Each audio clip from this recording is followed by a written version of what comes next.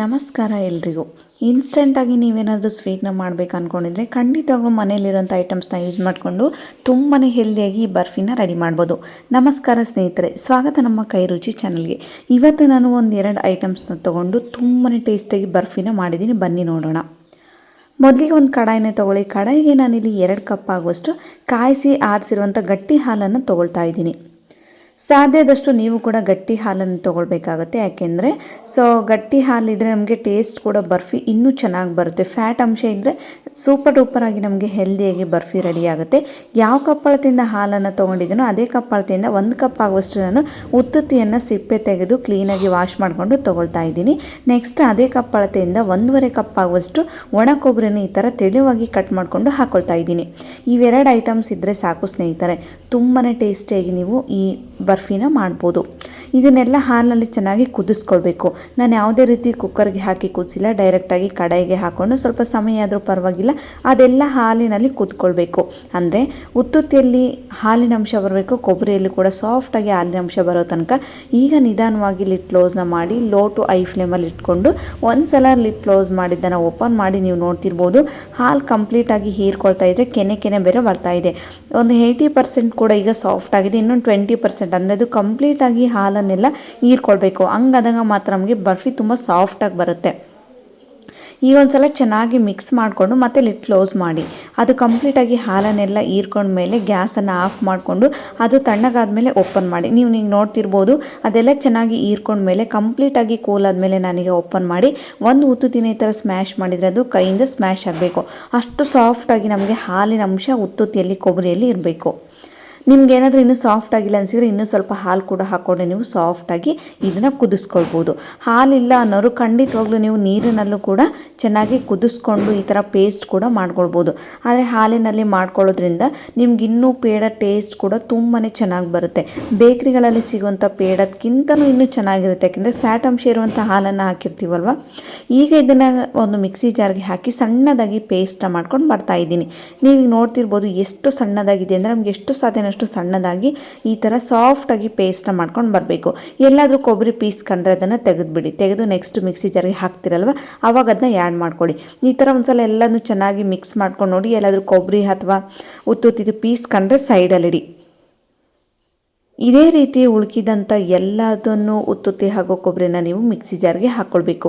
ಖಂಡಿತವಾಗ್ಲೂ ಸ್ನೇಹಿತರೆ, ಈ ವಿಂಟರ್ ಸೀಸನ್ ಬೇರೆ ಹತ್ರ ಬರ್ತಾಯಿದೆ. ಹೆಲ್ದಿಯಾದ ಬರ್ಫಿ, ಇದರಿಂದ ನೀವು ಲಡ್ಡುನಾದರೂ ಮಾಡ್ಕೊಳ್ಬೋದು, ಬರ್ಫಿನಾದರೂ ಮಾಡ್ಕೊಳ್ಬೋದು. ಬಟ್ ನಾನು ಇನ್ಸ್ಟೆಂಟಾಗಿ ಬರ್ಫಿನ ಮಾಡಿ ನಿಮಗೆ ತೋರಿಸ್ತಾ ಇದ್ದೀನಿ. ಮಕ್ಕಳು ಮನೆಯಲ್ಲಿ ಕೆಲವರು ಉತ್ತುತ್ತಿ ತಿನ್ನಲ್ಲ, ಕೊಬ್ಬರಿ ಕೂಡ ತಿನ್ನಲ್ಲ, ಅಂಥವ್ರಿಗೆ ಇದು ದಿಸ್ ಈಸ್ ಬೆಸ್ಟ್ ರೆಸಿಪಿ ಅಂತಲೇ ಹೇಳ್ಬೋದು. ನೀವೇನಾದರೂ ಮಕ್ಕಳಿಗೆ ಲಂಚ್ ಬಾಕ್ಸ್ ಪ್ರಿಪೇರ್ ಮಾಡಿದಾಗ ಸೈಡ್ ಸ್ನ್ಯಾಕ್ಸ್ಗೆ ಈ ಥರ ಒಂದು ಹೆಲ್ದಿಯಾದ ನೀವು ಸ್ವೀಟ್ ಕೂಡ ಇಡ್ಬೋದು. ಅಥವಾ ಮಕ್ಕಳಾಗಿ ಎಲ್ಲದನ್ನೂ ಮಿಕ್ಸಿ ಜಾರ್ಗೆ ಹಾಕಿ ಈ ಥರ ಪೇಸ್ಟ್ ಮಾಡಿಕೊಂಡು ಒಂದು ಮಿಕ್ಸಿಂಗ್ ಬೌಲ್ಗೆ ಹಾಕಿ ಒಂದು ಲಿಡ್ನ ಕ್ಲೋಸ್ ಮಾಡಿ ಸೈಡಲ್ಲಿಡಿ. ನೆಕ್ಸ್ಟ್ ಒಂದು ಕಡಾಯಿ ತೊಗೊಳ್ಳಿ. ಕಡಾಯಿಗೆ ನಾನೀಗ 1/4 ಕಪ್ ಆಗುವಷ್ಟು ತುಪ್ಪವನ್ನು ಹಾಕ್ಕೊಳ್ತಾ ಇದ್ದೀನಿ. ಇದು ತುಪ್ಪ ಎಲ್ಲ ಚೆನ್ನಾಗಿ ಮೆಲ್ಟ್ ಆದಮೇಲೆ 1/4 ಕಪ್ ಆಗುವಷ್ಟು ತುಪ್ಪಕ್ಕೆ ನಾನು 1/4 ಕಪ್ ಆಗುವಷ್ಟು ಸೂಜಿ ರವೆಯನ್ನು ತೊಗೊಳ್ತಾ ಇದ್ದೀನಿ. ನಮಗೆ ಕೊಬ್ಬರಿ ಹಾಗೂ ಉತ್ತುತ್ತಿ ಬರ್ಫಿ ಚೆನ್ನಾಗಿ ಸೆಟ್ ಆಗಬೇಕು ಅಂದರೆ ಯಾವುದೇ ಕಾರಣಕ್ಕೂ ನೀವು ಈ ಸೂಜಿ ರವೆನ ಮಿಸ್ ಮಾಡದೆ ಹಾಕ್ಕೊಳ್ಬೇಕು. ಹಂಗಾದಾಗ ಮಾತ್ರ ನಮಗೆ ಬರ್ಫಿ ಎಕ್ಸ್ಟ್ರಾ ಟೇಸ್ಟ್ ಕೂಡ ಕೊಡುತ್ತೆ. ಪರ್ಫೆಕ್ಟಾಗಿ ನಾವು ಕಟ್ ಮಾಡಿದಂಥ ಶೇಪಲ್ಲಿ ನಮಗೆ ಬರ್ಫಿ ಕೂಡ ರೆಡಿಯಾಗುತ್ತೆ. ನೀವೀಗ ನೋಡ್ತಿರ್ಬೋದು, ನಾನು ತುಪ್ಪದಲ್ಲಿ ಚೆನ್ನಾಗಿ ಲೋ ಫ್ಲೇಮಲ್ಲೇ ಈ ಥರ ಮಿಕ್ಸ್ ಮಾಡ್ಕೊಳ್ತಾ ಇದ್ದೀನಿ. ನಾವು ಹಾಕಿರುವಂಥ ತುಪ್ಪ ಎಲ್ಲ ಚೆನ್ನಾಗಿ ರಿಲೀಸ್ ಆಗಬೇಕು. ಆ ಸೂಜಿಯಲ್ಲಿ ಚೆನ್ನಾಗಿ ಫ್ರೈ ಆದಮೇಲೆ ನಮಗೆ ತುಪ್ಪ ರಿಲೀಸ್ ಆಗೋ ತನಕ ಚೆನ್ನಾಗಿ ಕೈ ಬಿಡದ ಹಾಗೆ ಮಿಕ್ಸ್ ಮಾಡಬೇಕು. ಸೊ ನೀವು ನೋಡ್ತಿರ್ಬೋದು, ಮಿಕ್ಸ್ ಮಾಡ್ತಾ ನಮಗೆ ಬುರುಗು ಬರೋಕ್ಕೆ ಸ್ಟಾರ್ಟ್ ಆಗುತ್ತೆ. ಬುರುಗು ಬರ್ತಾ ಹಾಕಿರುವಂಥ ತುಪ್ಪ ಎಲ್ಲ ಚೆನ್ನಾಗಿ ರಿಲೀಸ್ ಆಗುತ್ತೆ.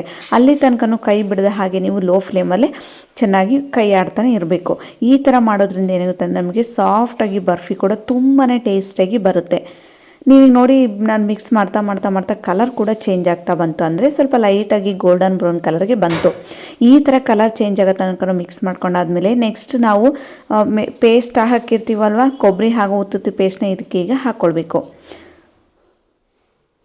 ನೋಡಿ, ನಾನು ರುಬ್ಬಿರುವಂಥದ್ದು ಕೊಬ್ಬರಿ ಹಾಗೂ ಉತ್ತುತ್ತಿ ಪೇಸ್ಟಲ್ಲಿ ಒಂದು ಮಿಕ್ಸಿಂಗ್ ಬೌಲ್ಗೆ ಹಾಕಿದ್ನಲ್ವ, ಅದನ್ನು ಈಗ ನಾನು ಸೂಜಿ ರವೆಯಲ್ಲಿ ಹಾಕಿ ಚೆನ್ನಾಗಿ ಮಿಕ್ಸ್ ಮಾಡ್ಕೊಳ್ತಾ ಇದ್ದೀನಿ.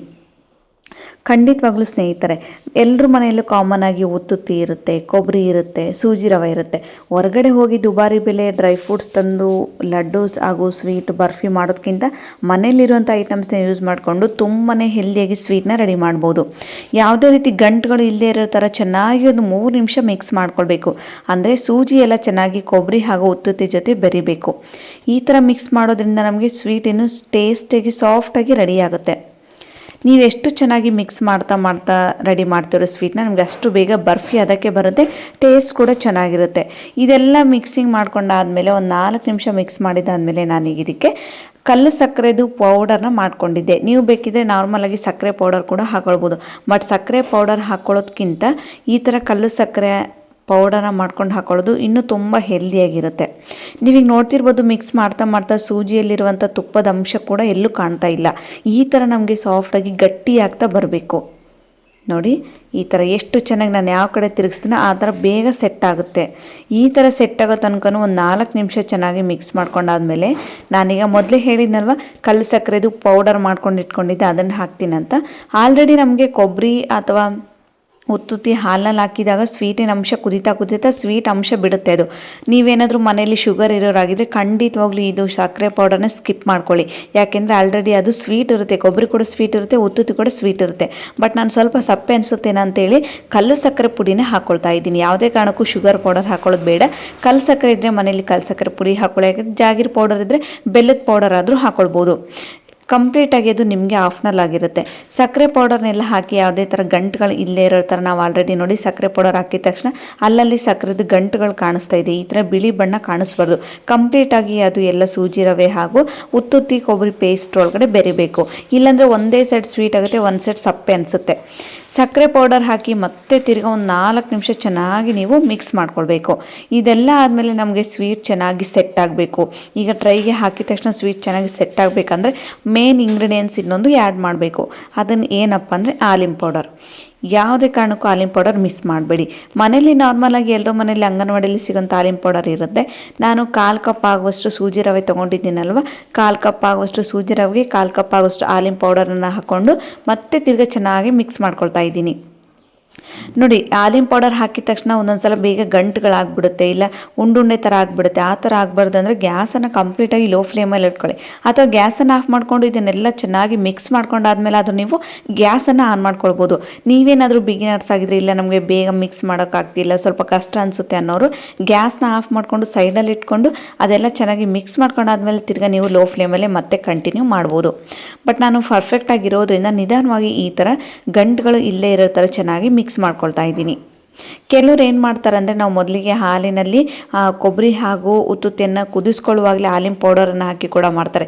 ಬಟ್ ಅದಷ್ಟು ಟೇಸ್ಟ್ ಬರೋದಿಲ್ಲ. ನಿಜವಾಗ್ಲೂ ನಾನು ಅದೇ ಥರ ರೆಸಿಪಿ ಕೂಡ ಮಾಡಿ ನೋಡಿದ್ದೀನಿ. ಅದು ಟೇಸ್ಟ್ ನಿಜವಾಗ್ಲೂ ಅಷ್ಟು ಚೆನ್ನಾಗಿರೋದಿಲ್ಲ. ಈ ಥರ ಮಾಡೋದ್ರಿಂದ ನಮಗೆ ತುಂಬಾ ಟೇಸ್ಟಿಯಾಗಿರುತ್ತೆ. ಟೈಮ್ ಕೂಡ ತುಂಬ ತೊಗೊಳುತ್ತೆ.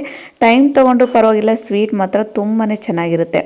ನೀವು ನೋಡ್ತಿರ್ಬೋದು, ಮಿಕ್ಸ್ ಮಾಡ್ತಾ ಆಲಿಮ್ ಪೌಡರ್ ಹಾಕಿದ್ದೀವಂತ ಅನಿಸೋದೇ ಇಲ್ಲ. ಅಷ್ಟು ಸಾಫ್ಟಾಗಿ ಕೂಡ ರೆಡಿ ಆಗ್ತಾ ಇದೆ. ನೋಡಿ, ಜಾಸ್ತಿ ತುಪ್ಪನೂ ಬೇಡ, ಜಾಸ್ತಿ ಹಾಲು ಬೇಡ. 2 ಕಪ್ ಹಾಲಿದ್ರೆ ಸಾಕು. ತುಂಬಾ ಟೇಸ್ಟಿಯಾಗಿ ನೀವು ಈ ಸ್ವೀಟ್ನ ಮಾಡ್ಬೋದು. ನೀವೀಗ ನೋಡ್ತಿರ್ಬೋದು, ಕಡಾಯಿ ಕೂಡ ಹತ್ಕೊಳ್ತಾ ಇಲ್ಲ, ಸ್ಪೂನ್ಗೂ ಕೂಡ ಹತ್ಕೊಳ್ತಾ ಇಲ್ಲ. ನಮಗೆ ಬರ್ಫಿ ಸೆಟ್ ಆಗಿದೆ ಅಂತ ಗೊತ್ತಾಗಬೇಕು ಅಂದರೆ ಈ ಥರ ಸಾಫ್ಟ್ ಆಗಿರ್ಬೇಕು. ಯಾವುದೇ ರೀತಿ ನಮಗೆ ಸೌಟ್ಗೂ ಕೂಡ ಹತ್ಕೊಳ್ಬಾರ್ದು. ತುಪ್ಪವನ್ನು ಹಾಕಿರೋದ್ರಿಂದ ನಮಗೆ ಸ್ವೀಟ್ ಕೂಡ ಬೇಗ ಬರುತ್ತೆ. ಯಾವುದೇ ರೀತಿ ತಳ ಕೂಡ ಹತ್ತೋದಿಲ್ಲ. ಈಗ ಗ್ಯಾಸನ್ನು ಆಫ್ ಮಾಡ್ಕೊಳ್ಳಿ. ಗ್ಯಾಸನ್ನು ಆಫ್ ಮಾಡ್ಕೊಂಡು ಒಂದು ಟ್ರೈ ತೊಗೊಳ್ಳಿ. ಟ್ರೈಗೆ 1 ಟೇಬಲ್ ಸ್ಪೂನ್ ಆಗೋಷ್ಟು ತುಪ್ಪವನ್ನು ಹಾಕೊಳ್ಳಿ. ಟ್ರೈ ಇಲ್ಲ ಅನ್ನೋರು ಒಂದು ಪ್ಲೇಟ್ ಕೂಡ ತೊಗೊಳ್ಬೋದು. ನಾರ್ಮಲಾಗಿ ಪ್ಲೇಟ್ಗೆ ಹಾಕಿ ನಿಮಗೆ ಬೇಕಾದಂಥ ಶೇಪಲ್ಲಿ ನೀವು ಸ್ವೀಟ್ನ ಸೆಟ್ ಮಾಡ್ಕೊಳ್ಬೋದು. ನಿಮಗೆ ಸ್ವೀಟ್ ಮಾಡೋಷ್ಟು ಟೈಮ್ ಇಲ್ಲ ಅನ್ನೋರು ಉಂಡೆ ಕೂಡ ಮಾಡ್ಕೊಳ್ಬೋದು. ತುಂಬಾ ಪರ್ಫೆಕ್ಟಾಗಿ ಉಂಡೆ ಕೂಡ ಬರುತ್ತೆ. ತುಪ್ಪವನ್ನು ಹಾಕಿ ಚೆನ್ನಾಗಿ ಈ ಥರ ಬೆರಳುಗಳ ಸಹಾಯದಿಂದ ಎಲ್ಲದೂ ಸ್ಪ್ರೆಡ್ ಮಾಡ್ಕೊಳ್ಳಿ. ಯಾವುದೇ ರೀತಿ ತಳ ಕೂಡ ಹತ್ತೋದಿಲ್ಲ. ಅಥವಾ ಬಟರ್ ಪೇಪರ್ ಅದ್ರಿಟ್ಟು ತುಪ್ಪನ ಅಪ್ಲೈ ಮಾಡ್ಕೋಬೋದು. ರೆಡಿ ಮಾಡಿರೋಂಥ ಸ್ವೀಟ್ನ ಈಗ ಟ್ರೈಗೆ ಹಾಕ್ಕೊಂಡು ಚೆನ್ನಾಗಿ ಸೆಟ್ ಮಾಡ್ತಾ ಬನ್ನಿ. ನಾವು ಮಾಡೋ ಸ್ವೀಟ್ ನಮಗೆ ಕೆಲವೊಂದು ಸಲ ಬರ್ಫಿ ಚೆನ್ನಾಗಿ ಬರಲ್ಲ ಅನ್ನೋರು ಸೆಟ್ ಮಾಡೋ ವಿಧಾನದಲ್ಲೂ ಕೂಡ ಇರುತ್ತೆ. ಕೆಲವ್ರು ಏನು ಮಾಡಿಬಿಡ್ತಾರೆ ಅಂದರೆ, ಪ್ಲೇಟ್ಗೆ ಹಾಕಿ ಒಂದು ಸಲ ಚೆನ್ನಾಗಿ ಈ ಥರ ಸೆಟ್ ಮಾಡಿಬಿಟ್ಟು ಆರಲಿಕ್ಕೆ ಇಟ್ಬಿಡ್ತಾರೆ. ಆಗ ಮಾಡಬಾರ್ದು. ನಮಗೆ ಸ್ವೀಟ್ ಚೆನ್ನಾಗಿ ಸೆಟ್ ಆಗಬೇಕು ಅಂದರೆ ಈ ಥರ ಕಂಟಿನ್ಯೂಸ್ ಆಗಿ ಸ್ವಲ್ಪ ಟೈಮ್ ಕೊಡಬೇಕು. ಅದಕ್ಕೆ ಈ ಥರ ಚೆನ್ನಾಗಿ ಸೆಟ್ ಆಗೋ ತನಕನೂ ಅದ್ರ ಮೇಲೆ ಪ್ರೆಸ್ ಮಾಡ್ತಾನೆ ಇರಬೇಕು. ಹಂಗಾದಾಗ ಮಾತ್ರ ನಮಗೆ ಕಟ್ ಮಾಡಿದಂಥ ಶೇಪಲ್ಲಿ ಸ್ವೀಟ್ ಕೂಡ ನಮಗೆ ಕರೆಕ್ಟಾಗಿ ಬರುತ್ತೆ. ಈಗ ನಾನು ಚೆನ್ನಾಗಿ ಮಿಕ್ಸ್ ಮಾಡ್ತಾ ಮಾಡ್ತಾ ಮಾಡ್ತಾ ನೀವು ನೋಡ್ತಿರ್ಬೋದು ಈ ಥರ ಸೆಟ್ ಮಾಡ್ಕೊಳ್ತಾ ಇದ್ದೀನಿ. ಸ್ನೇಹಿತರೆ, ನಿಮಗೆ ತೆಳುವಾಗಿ ಬೇಕಂದ್ರೆ ತೆಳುವಾಗೇ ಸೆಟ್ ಮಾಡ್ಕೊಳ್ಳಿ, ದಪ್ಪವಾಗಿ ಬೇಕಂದ್ರೆ ದಪ್ಪವಾಗಿ ಕೂಡ ಸೆಟ್ ಮಾಡ್ಕೊಳ್ಬೋದು. ಎಲ್ಲ ಸೆಟ್ ಮಾಡಿಕೊಂಡು ನಾನೇನು ಮಾಡ್ತಾ ಇದ್ದೀನಿ ಅಂದರೆ ಒಂದು ಅರ್ಧ ಗಂಟೆ ಬಿಟ್ಟಿದ್ದೀನಿ. ಅರ್ಧ ಗಂಟೆ ಬಿಟ್ಟಾದಮೇಲೆ ನಾನೀಗ ಇದನ್ನು ಶೇಪ್ನ ಕಟ್ ಮಾಡ್ಕೊಳ್ತಾ ಇದ್ದೀನಿ.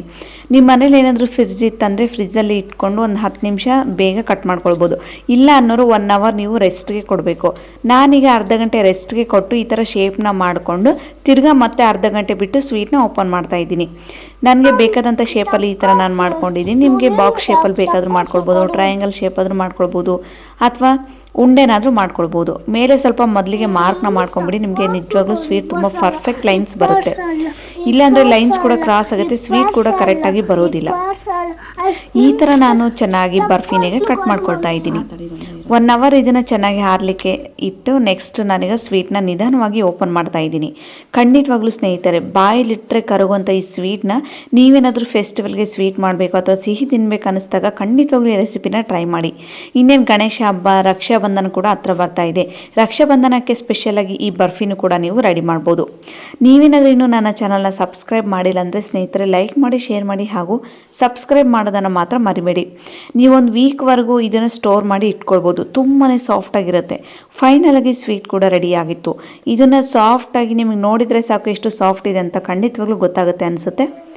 ಸಿಗೋಣ ಮತ್ತೆ ಮುಂದಿನ ವಿಡಿಯೋದಲ್ಲಿ. ಧನ್ಯವಾದಗಳು ಸ್ನೇಹಿತರೆ.